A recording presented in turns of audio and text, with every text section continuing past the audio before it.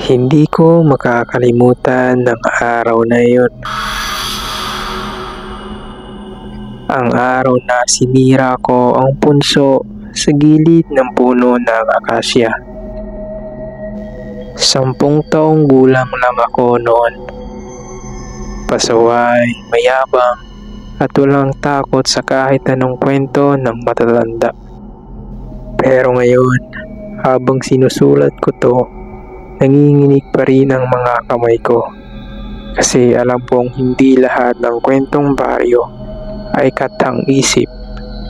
At ang ilan, patuloy pang nanonood sa atin.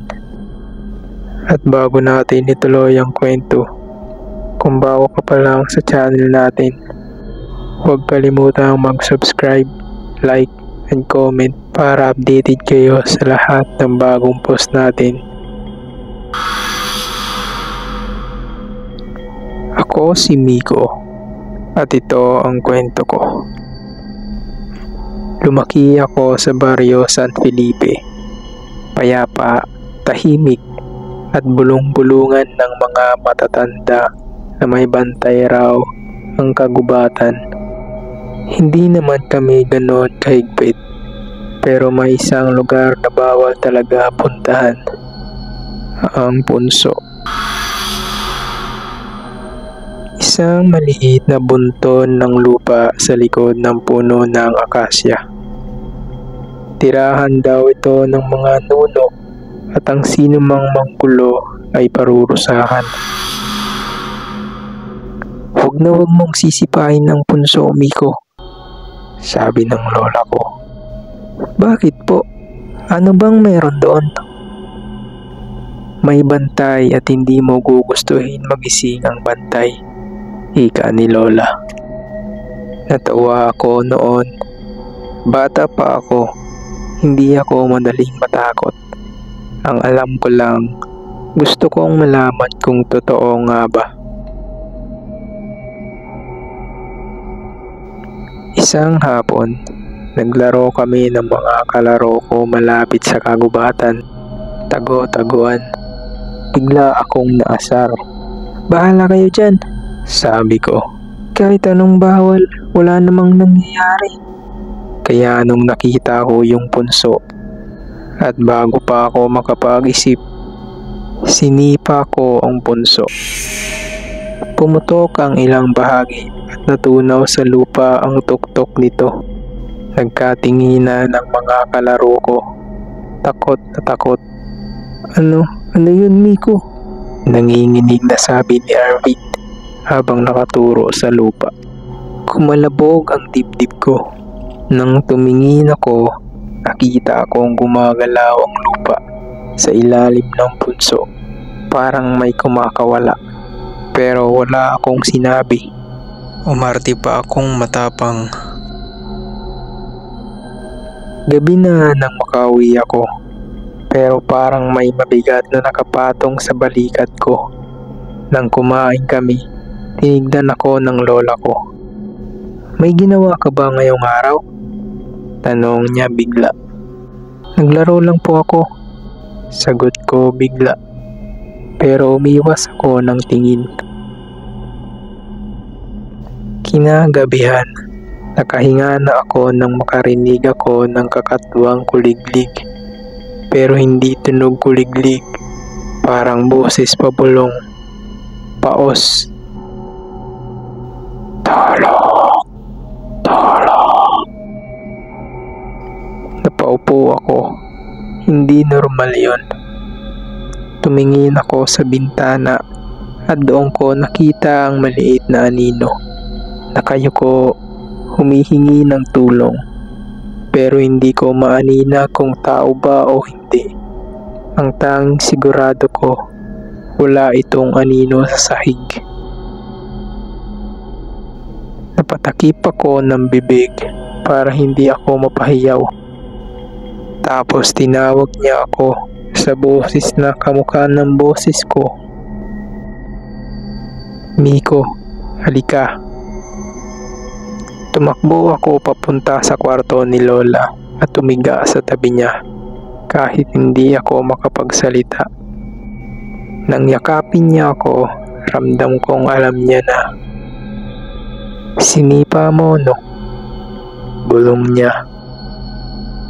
Hindi ako sumagot, pero tumulo na ang aking luha. "Huwag kang lalapit sa bintana," sabi niya. "Hindi pa yan ang bantay." Kinabukasan, may lagnat ako. Nanginginig, pero hindi dahil sa sakit, dahil alam kong may nagagalit sa akin. Habang nakahiga ako, narinig kong may dumating na albularyo, si nanay. Tiningnan niya ako. "May gumagalaw sa paligid niya," sabi niya. "May nagagalit na nilalang. May nabuksan kang hindi dapat buksan," sabi ng albularyo. "Nabuwag na ang tirahan at may bantay ang punso. Kapag nagising mo yun, hindi tao ang hahabol sa'yo." Doon ako nagsimulang manginig ng totohanan. Kinagabihan, muling bumalik ang anino sa bintana. Ngunit ngayon, hindi na maliit, hindi na nakayuko. Nakatayo na ito, malaki, mahaba ang mga braso, at muli wala itong anino. "Patuloyin mo ako, halika." Nagkubli ako sa kumot, pero narinig kong dahan-dahang binubuksan ng bintana kahit nakasara iyon kanina. Hindi ko na kinaya. "Lola!" sumigaw ako. Pagpasok ni Lola, hawak niya ang lumang rosaryo at isang garapon ng asin. Pagdampi ng rosaryo sa hangin, biglang nawala yung nilalang parang usok na hinigop ng lupa. "Miko," sabi ni Lola, "hindi yun ang bantay. Yun ang tagapagbalita." "Bakit parang ako ang hinahanap niya?" tanong ko habang umiiyak. Tumingin siya sa akin. "Dahil ikaw ang nakagising sa bantay."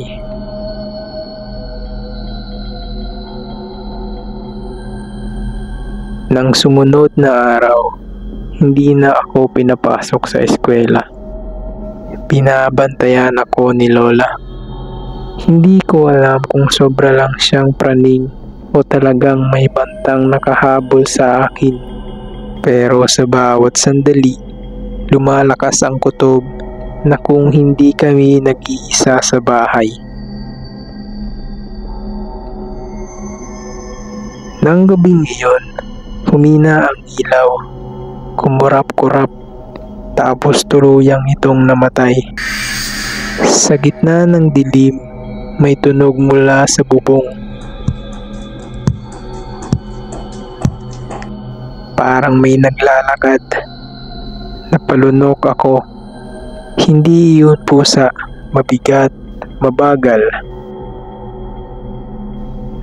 Lola." Tahimik siya habang hawak ang kamay ko. Tapos narinig naming may kumakaluskos sa dingding. Parang may humahagod gamit ang mahabang kulo.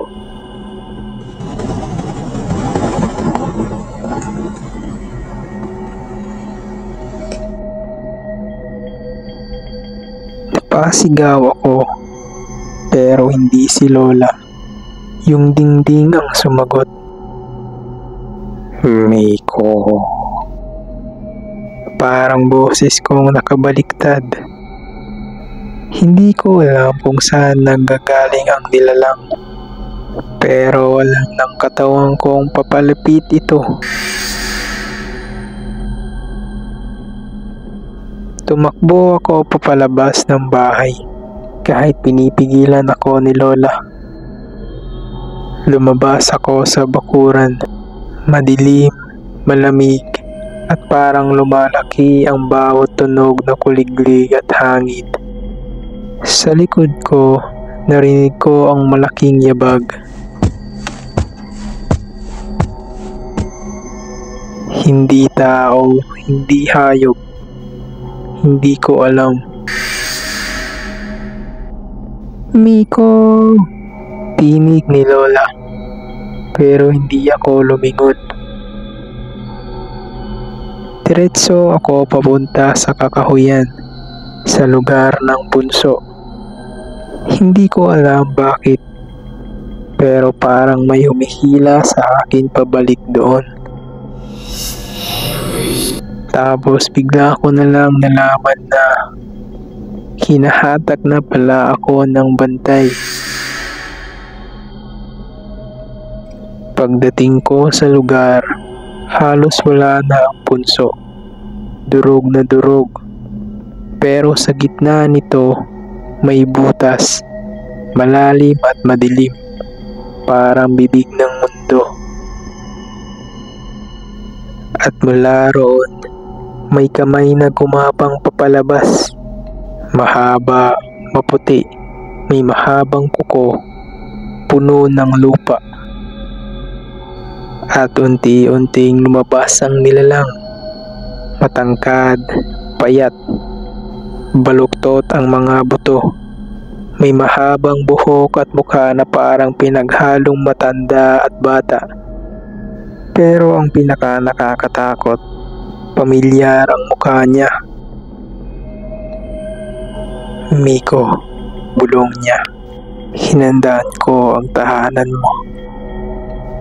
Tahanan? Hindi ako sa'yo. Ngumiti ito. Mabagal. Bakit hindi? Matagal mo nang iniwan ang katauhan mo. Tumindig ang balahibo ko.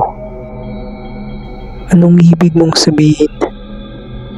At doon niya sinabi ang hindi ko inaasahan. Miko, nakatalikod ang ulo pero nakangiti. Isang ngiting pamilyar. Hindi mo ba napapansin? Mali ka, tao ako. Sigurado ka ba? Sagot niya. At mula sa butas, may tumayo pang isa. Mas maliit, katamtaman ng taas. May suot na lumang t-shirt. Melisyon ng mata. At nang makita ko ang mukha, tumigil ang mundo ko. Ako iyon, ang tunay na ako. Dumungaw mula sa ilalim ng lupa. Matagal na kaming naghihintay, sabi ng kamukha ko. Nakangiti ng masama. Hindi ikaw ang Miko, kundi kahalili, anino, kapalit, multo ng punso. Natulala ako. Ako? Hindi ako tao? Totoo, sabi ng bantay habang papalapit. Ang tunay na Miko ay nahulog dito noong pang 3 taon. At ikaw, ang aninong panghalili, ang sumama sa pamilya niya. Hindi nila napansin. Hindi totoo yan. Nararamdaman nila ako. Hindi, sagot ng bantay. Guni-guni lang sila. Mas malakas ka lang magpanggap. At nung sinipa mo ang punso, tumawa ito. Ginising mo ang sarili mong libingan.